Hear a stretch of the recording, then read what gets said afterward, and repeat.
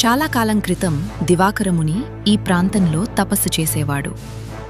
ఆయన భక్తికి శ్రీ మహావిష్ణువు బాలుడి రూపంలో ప్రత్యక్షమై నన్ను పూజించేటప్పుడు కోపం రావద్దు అని షరతు పెట్టాడు.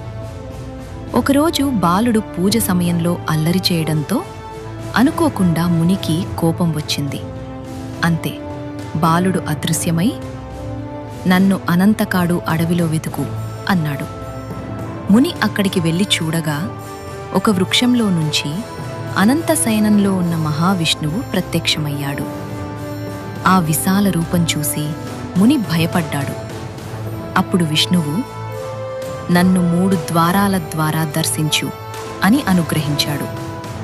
అందుకే ముఖం, ఛాతీ, నాభి, బ్రహ్మతో, పాదాలు 3 ద్వారాల ద్వారా దర్శించే సంప్రదాయం ఏర్పడింది.